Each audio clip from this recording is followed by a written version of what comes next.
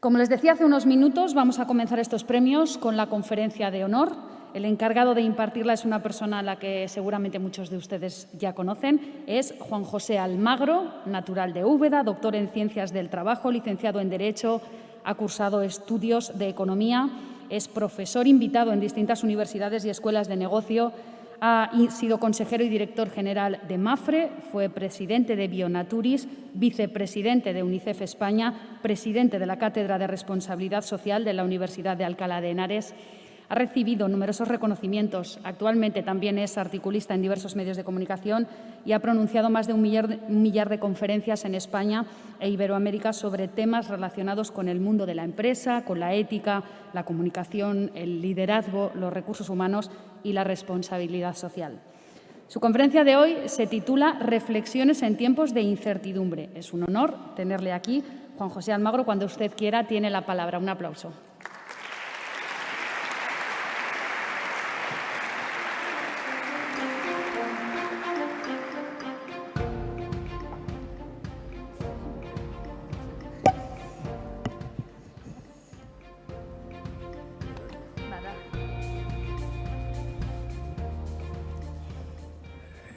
Dignísimas autoridades, dignísimos todos, buenos días.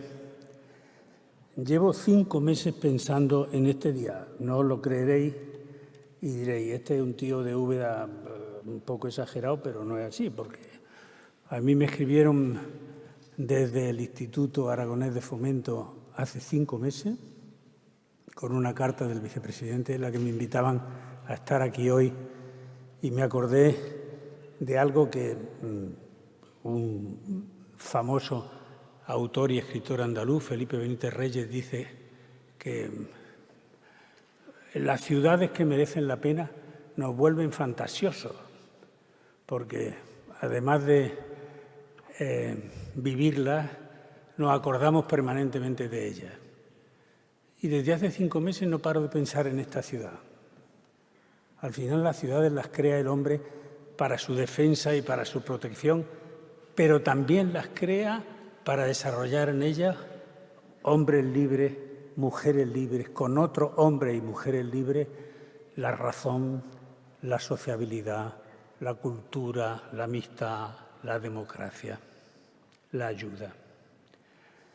Y seguramente Zaragoza es ejemplo de una ciudad que ha sabido hacer todas esas cosas. Por eso esta es una ciudad que merece la pena y por eso uno está muy contento en este día, 15 de diciembre. Así que muchas gracias por recibirme y muchas gracias por estar aquí.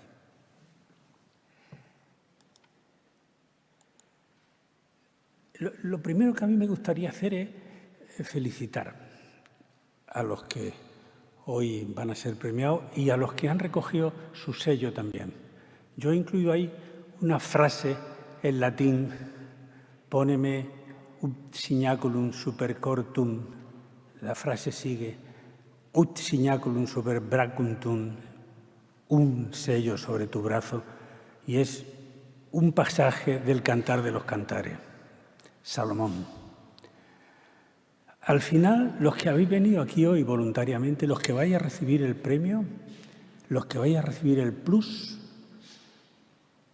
habéis sellado un compromiso con la responsabilidad social. No creáis que venir aquí a hacerse una foto delante del fotocall y después exhibirla. La responsabilidad social es, por encima de cualquier otra cosa, compromiso. Y vuestro compromiso es voluntario. Queréis hacer cosas por la responsabilidad social. Y hacer cosas por la responsabilidad social es hacer cosas por el bien común. Y el bien común es la satisfacción de las necesidades humanas. Estáis en el vagón de cabeza de la gente que tira de nosotros, de todos nosotros, para conseguir un mundo mejor. Decía Sábato que la mejor forma de contribuir al cambio es no resignarse. Y ninguno de los que habéis recogido el sello, ninguno de los que estáis aquí hoy para ser premiados, os habéis resignado. Queréis hacer cosas por la responsabilidad social. Pero yo voy a pedir que durante un ratito no penséis tanto en el éxito y en la alegría del premio, que también vaya a tener oportunidad, sino que seamos capaces, entre todos, de darle una vuelta a lo que está pasando hoy en el mundo.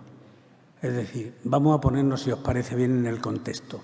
A partir de esto, os podéis encontrar a un limpia en cualquier semáforo de Zaragoza que diga lo que está diciendo ese, ¿no? Le limpio, no, muchas gracias. Le filosofo, dice, bueno. Platón decía que hay dos mundos, el de la apariencia y el mundo real. Con el parabrisas sucio, usted no puede ver el mundo real. Y le dice el conductor, está bien, limpia. Bueno, vamos a limpiar. Vamos a darle importancia a cómo desde el mundo real vosotros estáis siendo capaces de hacer un mundo mejor. Mirad, estamos viviendo la época de la irreverencia. No falta más que poner la televisión. En cuanto pongáis la televisión, os daréis cuenta de que esto que cuento es absolutamente cierto, ¿no? Hoy triunfa lo zafio y lo vulgar en muchas televisiones y parece que es que lo importante aquí es tener dinero o ser guapo o vender tus verdades más íntimas, ¿no? Y también estamos en la época del olvido. Y probablemente de eso tenemos la culpa la gente de mi generación. Yo creo que no hemos sabido dejar a los más jóvenes un mundo mejor que el que nosotros recibimos. Y no hemos sabido inculcar la cultura del esfuerzo, del trabajo, de la decencia. El mundo es probablemente mucho más material que nunca y la sociedad, como dice Bauman, se volvió líquida. Aquella sociedad que parecía tremendamente sólida, agarrada y soportada por unos cimientos maravillosos, después de la Segunda Gran Guerra, cuando se firmó el pacto social en el mundo, se ha vuelto líquida. Hoy todo hay que hacerlo con un chasquido de dedo. Y estamos confundiendo progreso con velocidad. Y al confundir progreso con velocidad buscamos atajos. Y los atajos normalmente nos pueden llevar por lugares que están llenos de precipicios en la que podemos despeñarnos. Esta sociedad líquida ya es volátil más que líquida y además, desafortunadamente en España, es una sociedad polarizada en donde se ha olvidado el diálogo. Y uno se acuerda de Borges y de Los Conjurados. Decía Borges en Los Conjurados, su último libro editado en 1985, que son hombres de diversos orígenes que hablan diversas lenguas y profesan diversas religiones. Han tomado la extraña resolución de ser razonables. Han decidido olvidar sus diferencias y acentuar sus afinidades. El diálogo es acentuar las afinidades, ponerse de acuerdo en que hay que ponerse de acuerdo, porque si logramos ponernos de acuerdo en ponernos de acuerdo, seguramente alcanzaremos ese acuerdo. El capital, desafortunadamente, desde hace 30 años sigue siendo impaciente. Y cuando hablo del capital, hablo del dinero y de lo financiero, que se han convertido en un fin en sí mismos cuando no son más que meros instrumentos que nos sirven para comprar cosas o para alcanzar determinados objetivos, ¿no? El capital se volvió impaciente hace 30 años y al volverse impaciente, muchos dirigentes, algunos no, muchos dirigentes, se volvieron indecentes. Y no estoy hablando solo de los dirigentes políticos, naturalmente. Este es un mundo en transformación, con una aceleración social brutal y absolutamente imprevisible, porque no sabemos lo que puede pasar en el futuro más inmediato, ¿no? Desafortunadamente, seguimos empeñados en lo que se llama ceguera periférica, que me preguntaréis qué es. Pues mirarse el ombligo, eso es lo que ocurre. Luego lo veremos más tarde. ¿Qué es la ceguera periférica? Pues que no nos miramos más que nuestro ombligo. Somos incapaces de levantar la vista y ver lo que están haciendo otros y darnos cuenta de cómo podríamos solucionar los problemas y no meternos solo en nuestros propios problemas. Hoy se impone, os lo voy a decir más adelante, el cosmopolitismo, ¿no? Y hay crisis, y crisis, y crisis y además pandemia. Pero un dibujante genial como es el Roto nos da la solución para las dos cosas. La primera, para definir qué es la incertidumbre. Ahí lo tenéis. Tengo tanto miedo, dice, a que todo siga igual o a que no se sepa qué es lo que va a ocurrir, ¿no? Esa es la incertidumbre que nos atenaza hoy. Y esta es la forma de salir de las crisis. Hacerse rico o hacerse aún más rico o salir corriendo. Como no vaya a salir corriendo, yo creo que voy a seguir tratando de ponernos en ese contexto del que antes hablaba, ¿no? Mirar, Heródoto dijo en alguna ocasión que los sufrimientos enseñan, y yo creo que es verdad. El problema es que desde marzo del 2020 estamos padeciendo una pandemia y no sé si los sufrimientos nos han enseñado. Creo que en el contexto general que hemos dicho antes, hablar un poco de lo que ha ocurrido con la pandemia me parece, por lo menos, interesante destacar algunos aspectos. Yo tengo 5 que destacar con vosotros. Yo creo que hemos aprendido más bien poco y me importa destacar estos 5 puntos. El primero de ellos es que yo creo que necesitamos ser humildes. La pandemia nos ha enseñado que tenemos que ser humildes.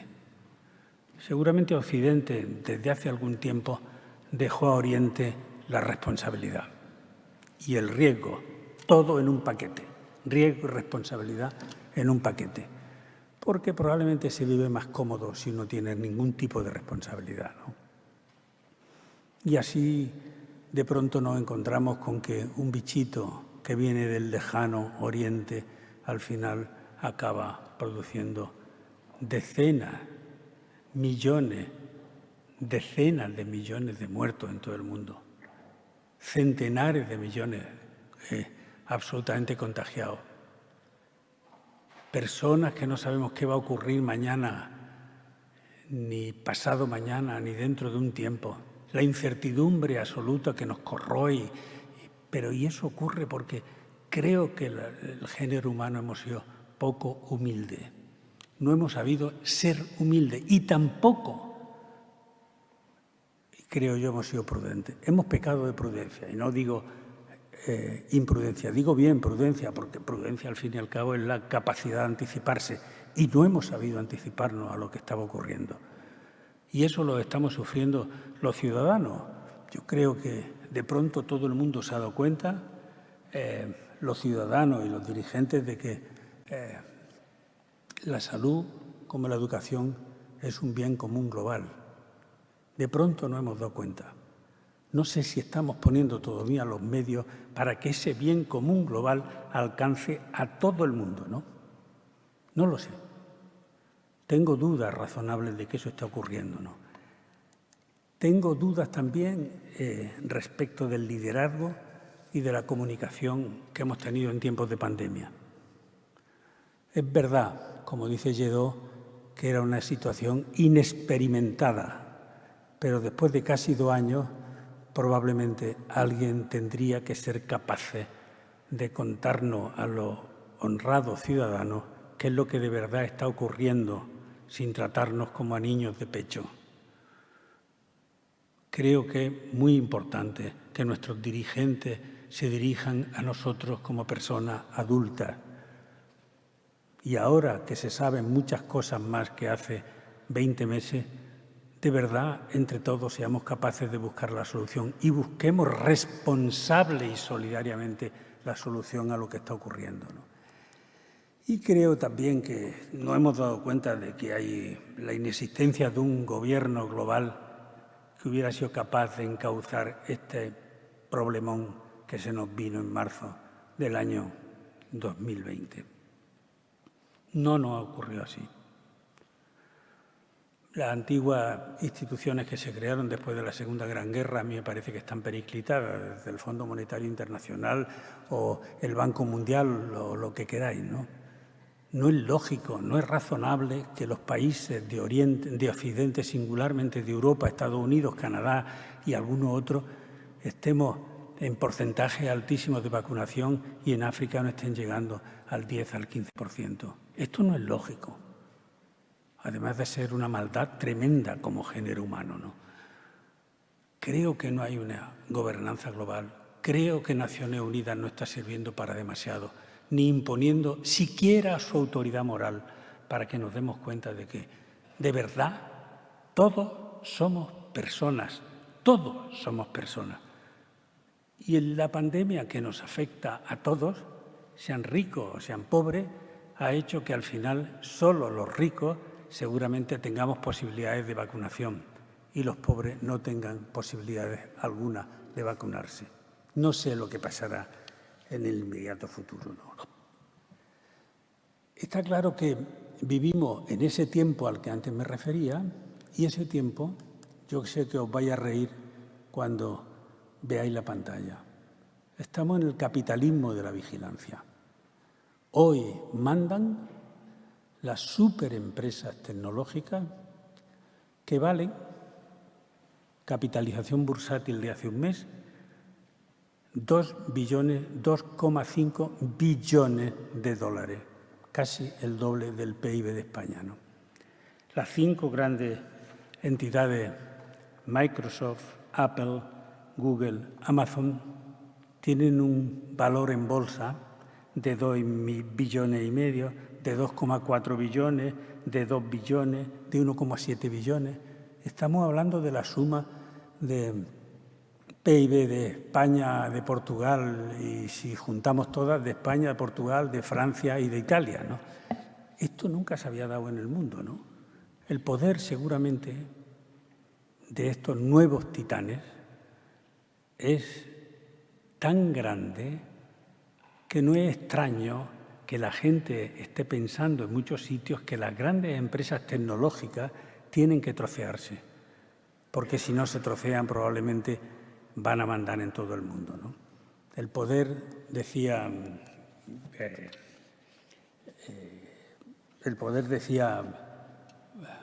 Spiderman, por eso sonará la frase, pero no es de Spiderman quien se la inventó. Quien tiene el poder tiene la responsabilidad. Una frase de Gandhi y más tarde, en los años 40, de Franklin Delano Roosevelt. Pero es cierto que quien tiene el poder tiene la responsabilidad. Y un padre tiene más responsabilidad que un hijo, y un profesor más que un alumno, y un jefe más que un empleado, ¿no? Quien tiene el poder tiene la responsabilidad. Y mientras tanto, mirad lo que está ocurriendo, que el poder no lo controlan los políticos y que la política carece de poder para encontrar nada.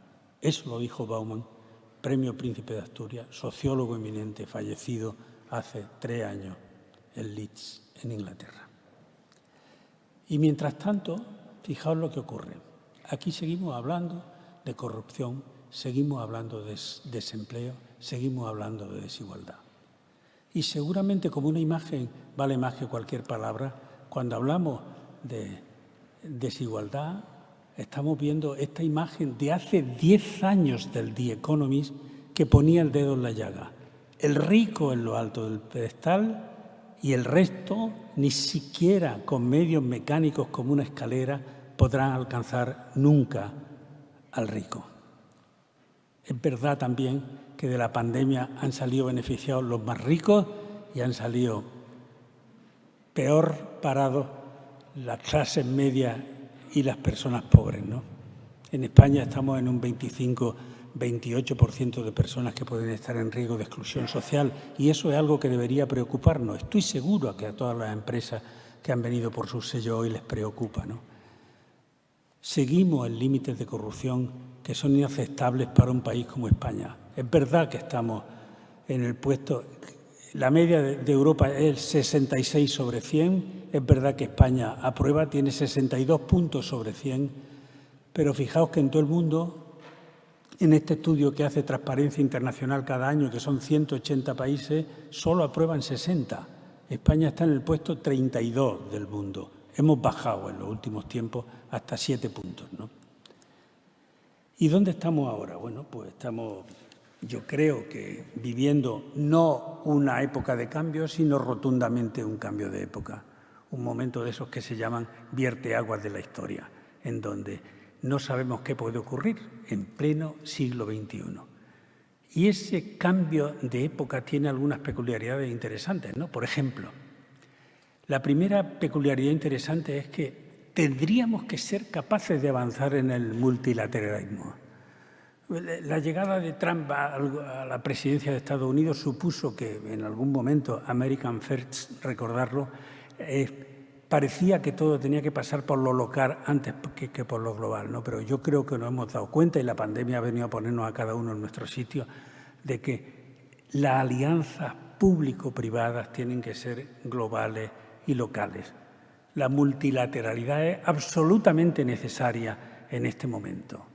Es necesaria la multilateralidad y es necesario un liderazgo solidario y compartido frente al antiguo liderazgo solitario.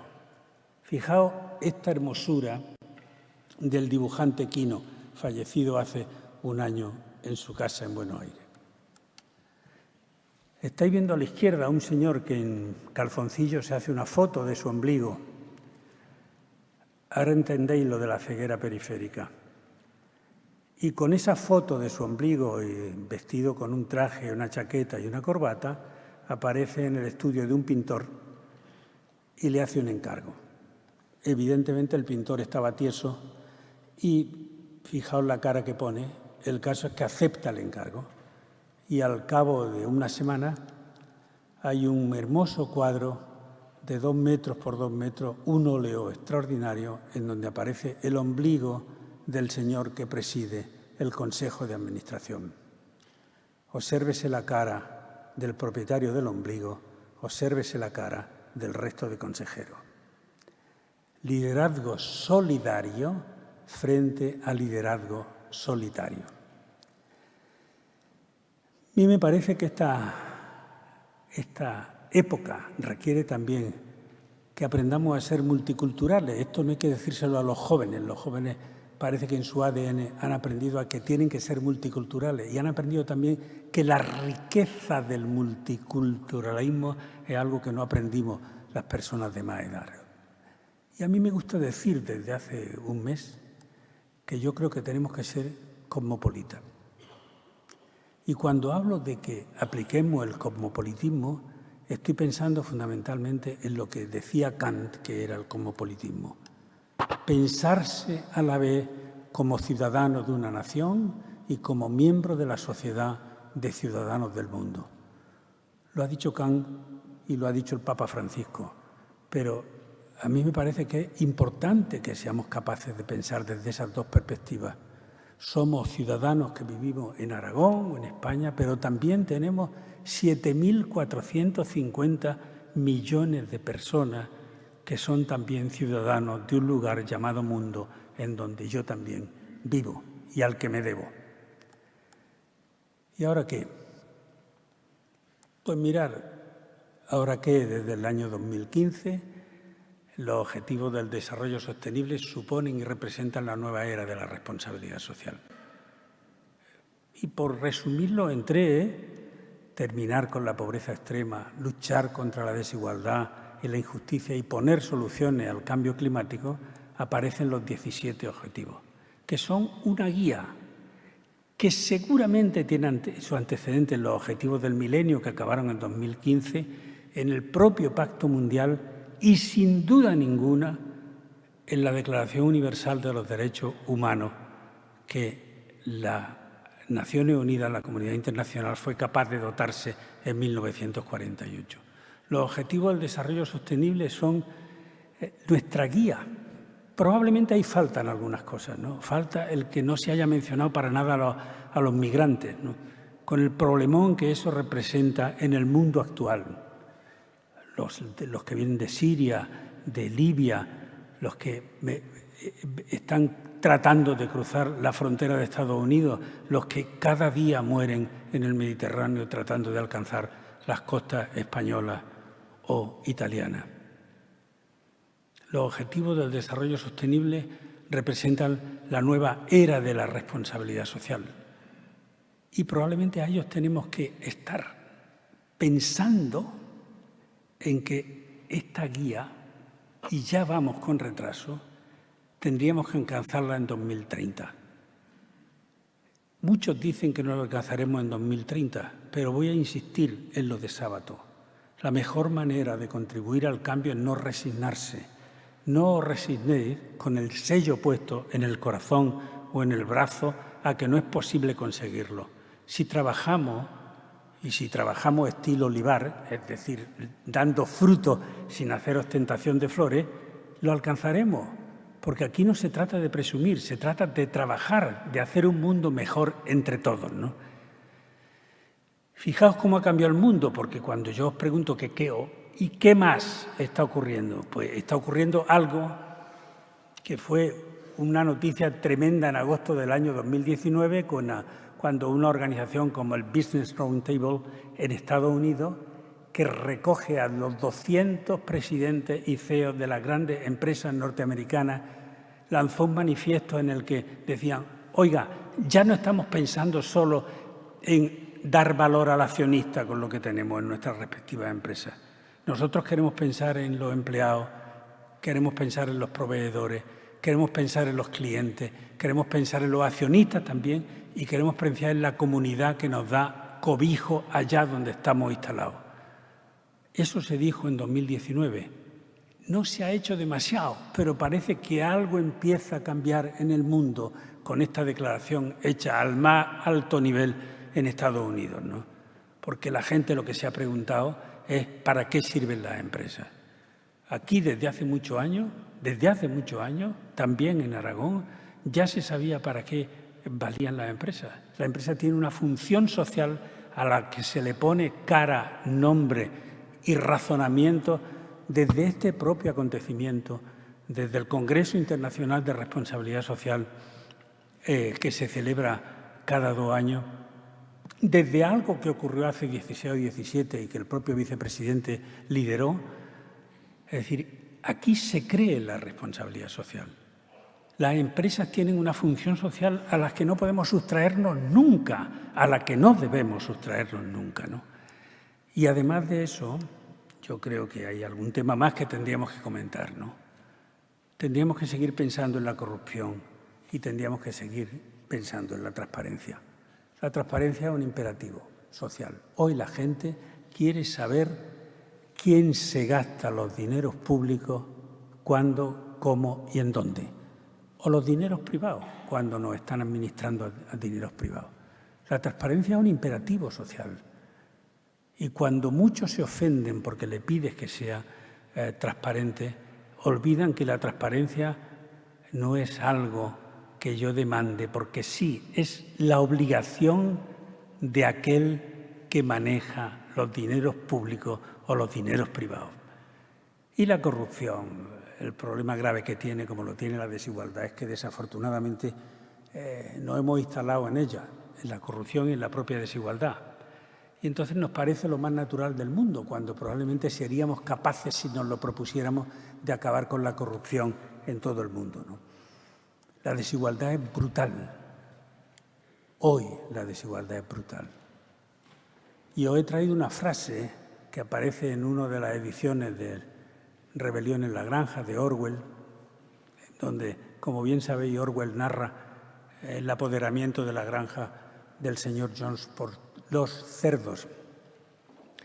Y después de haber revoluciones, contrarrevoluciones, dictaduras, etc., al principio los cerdos lo que hicieron fue dictar 7 leyes fundamentales que iban a regir todos los actos que se celebrasen en la granja que dirigían los animales desde que se revolucionaron contra el señor Jones y su mujer.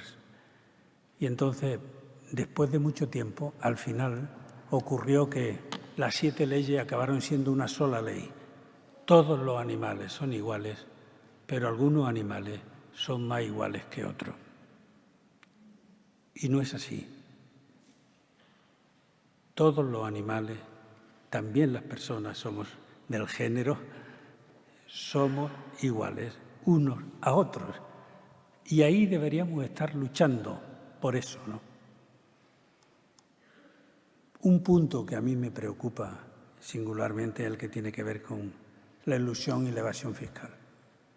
Se calcula que hay como 10 billones de dólares en el mundo que están fuera de los cauces legales, fuera de tributación fiscal. Imaginaos lo que sería eso tributando solo al 10%. Tendríamos $1 billón para dedicarlo a los aspectos más sociales que se necesitaran en cualquier lugar del mundo, ¿no? La elusión, la evasión fiscal. Solo en Europa 450.000 millones de euros se evaden anualmente. Pero el roto ha vuelto otra vez a dar en la diana. Paraíso fiscal, patera de millonario. Sí, nos sirve la sonrisa, pero que no se nos olvide que esto es algo por lo que tenemos que estar luchando permanentemente. Y tendríamos que estar luchando permanentemente también por la inteligencia artificial. No sé si en el futuro nos espiará o no nos espiará o dejará de espiarnos, pero es peligroso lo que está ocurriendo sobre la inteligencia artificial, AI en inglés, sin que seamos capaces de hincar el diente, sin que haya contrapesos éticos de lo que representa o debería representar en el futuro la inteligencia artificial, como este feliz día del trabajo liderado por robots, o como este robot, humanizamos a los robots, robotizamos al hombre, y somos como máquinas, haciendo una aproximación al famoso dedo de Moisés que aparece en la Capilla Sixtina del Vaticano.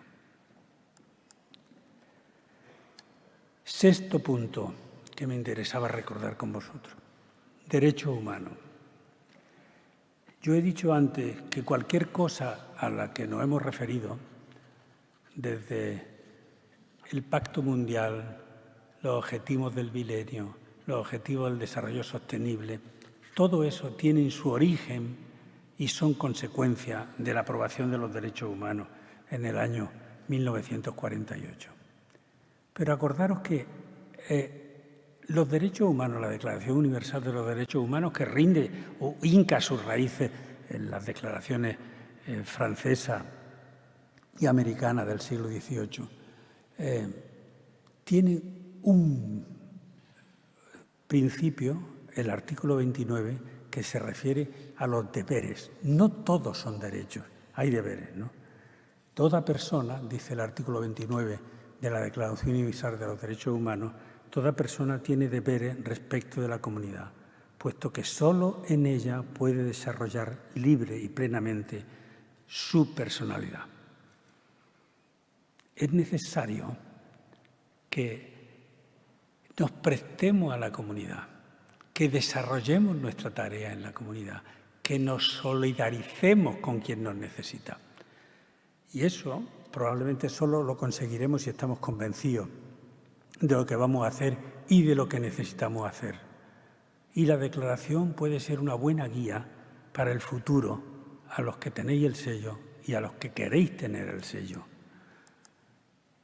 El cambio climático, no hace falta hablar con él. Sin embargo, el New Yorker hace 4 semanas, si no me equivoco, esa es la portada del New Yorker hace 4 semanas, en donde con ese guiño a Don Quijote, con la lanza caída, no está en ristre la lanza, está caída en el suelo, parece que se da por vencido porque en Glasgow no hemos sido capaces de alcanzar ningún acuerdo serio que nos lleve como mundo a la necesidad de luchar contra el cambio climático.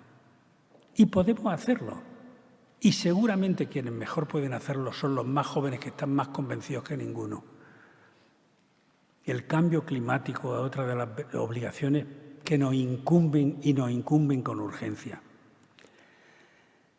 Porque, fijaos, yo creo que en este mundo tan extraño en el que estamos viviendo, volátil, globalizado, digital, acechado por la corrupción y desigual, hacen falta más ejemplos. Es decir, hace falta menos influencers y hacen falta más referentes. Menos influencers, que normalmente cobran dinero por cualquier cosa que hacen, y más ejemplos, más referentes. Las empresas que habéis hoy recogido el sello y las empresas que hoy se premian tienen que convertirse en ejemplos empresariales para que se fijen en ellos aquellos que con ellos trabajan. Sus empleados, sus colaboradores, sus proveedores, el público al que ellos atienden. Yo creo que ser referente es un buen objetivo para todos nosotros. Y alguna reflexión más. La responsabilidad social no es una forma solo de gestionar la empresa.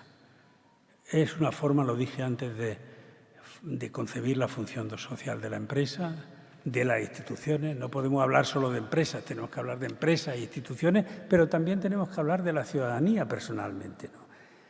Y es verdad que no hay un modelo único de responsabilidad social. Yo creo que cada empresa tiene que encontrar el modelo que necesita, de acuerdo con sus valores y con sus principios, partiendo de que la responsabilidad social es, uno, cumplir la ley y cuantas obligaciones se derivan de la ley, tener un compromiso ético y ser transparente. Después, comprometerse con sus grupos de interés y después, si queda dinero, fundamentalmente tratar de hacerlo vía voluntariado o donaciones a los demás. Pero lo importante es cumplir la ley, cuántas obligaciones se derivan de la ley. Sin cumplir la ley no podemos hablar de responsabilidad social. Sin compromiso ético no podemos hablar de responsabilidad social. Sin transparencia no podemos hablar de responsabilidad social. Porque no puede servir de lavado el que yo done 5.000 euros para que hagan un pozo de agua en Senegal, si además estoy incumpliendo obligaciones laborales o de otra índole. A mí me parece que fundamentalmente la responsabilidad social es compromiso. Y compromiso es comprometer, ponerse de acuerdo con otros para hacer aquello que tenemos que hacer. Primero estrategia, respuestas globales e inteligentes y después tácticas, respuestas parciales para desarrollar esa estrategia. Y a mí me parece que en este ámbito lo importante en este momento yo creo que es que seamos capaces de trabajar corresponsablemente. Eso y no otra cosa representa el movimiento de sístole y diástole del corazón que estáis viendo en la pantalla. Los poderes públicos, la sociedad civil, las empresas, las instituciones, las fundaciones, la universidad. Estamos hablando de corresponsabilidad. Y recordar que el número 17 de los ODS es el de las alianzas para conseguir los anteriores objetivos. Solo desde la alianza podremos conseguir esos objetivos a los que de una u otra forma nos hemos comprometido. Porque, entre otras cosas, convendréis conmigo en que para encontrar empresas y organizaciones ciudadanas, a mí me parece que hay un horizonte ético de responsabilidad sin el cual la vida en común es imposible. Y dejarme que en estos 5 minutos que me restan os recuerde que tenemos que ser capaces, entre todos, y los referentes en primer lugar, de ganar la batalla de 3 revoluciones pendientes. Creo yo que tenemos 3 revoluciones pendientes. La primera de las revoluciones pendientes es una que a mí singularmente me atrae y que he titulado Liderar es educar. Creo que solo desde la educación y el conocimiento los hombres y las mujeres nos hacemos mejores profesionales, pero también más sabios, más honestos, mejores ciudadanos. La educación es lo menos material que existe, pero es la fuerza espiritual que guía a los pueblos. Y los pueblos son ricos, los que lo son, porque invirtieron en educación. Otros, menos sabios, estamos esperando a ser ricos para invertir entonces en educación. Y nos estamos equivocando profundamente. Hay que invertir en educación para ser ricos en todo. Por eso creo que la educación tiene en su mano la posibilidad de liderar este cambio. Desde los colegios, los institutos, los centros de formación profesional, la universidad. La universidad tiene que salir a la calle, como decía Unamuno, mezclarse con la gente, aprender de la gente y llevar ese aprendizaje a la aula. Y tiene que convertirse al final la universidad no solo en centros de saber y en centros de conocimiento y en centros de investigación, sino en la conciencia ética, en la conciencia crítica y en la conciencia social del conjunto de la ciudadanía. El segundo, y yo creo que no menos importante, de esas revoluciones es la revolución de la mujer. Yo no estoy pidiendo que nadie se rebele contra el hombre, sino contra el patriarcado, que genera relaciones de poder y no de colaboración. Me importa mucho que seamos capaces de darnos cuenta de que las características femeninas y masculinas nos pertenecen a todas las personas, porque no son una cuestión de género. Tenemos que luchar por la revolución de la mujer y tenemos que luchar definitivamente también por una revolución que a mí se me antoja urgente, la revolución de la ética. El cambio ético es una necesidad vital, y no porque estemos atravesando en este momento una pandemia, sino porque hay gente que día a día sufre y padece. Y la ética es la búsqueda de principios y de soluciones para los problemas de cada día, y hay que unirlo, esos principios y esos valores, a aquello que de una u otra forma nos ha dado el origen en Europa: democracia, justicia, libertad, igualdad, ¿no? Acabo. Para vosotros, decía al principio, esto del sello puede ser un exitazo, pero siéndolo, no deberíais confundirlo con el mérito. Decía Albert Camus que lo importante no es tener éxito, sino merecer ese éxito a partir del mérito. Y yo creo que en lugar del éxito, que es pasajero y que puede agotarse en una mañana, hay que ser capaz de buscar la excelencia. La excelencia es el arete griego, la virtud romana libre de moralina, la virtud de renacimiento, es decir, el cumplir con nuestro deber, el ser solidario y sobresalir en nuestro compromiso ético y en nuestro compromiso. Decía antes que no nos podemos resignar, como decía Sábato, si queremos contribuir al cambio. Y alguno puede pensar que esto es utopía, pero es menos utopía. Galeano decía: la utopía está en el horizonte. Si yo me acerco 3 pasos, la utopía retrocede 3 o se hace 4 pasos a un costado. ¿Y entonces para qué sirve la utopía?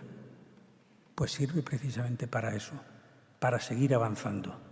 Y en eso vosotros creéis, servidor cree, y también creía este señor con esa hermosa estrofa de esa canción que se ha convertido en un himno y que yo quería recordaros esta mañana.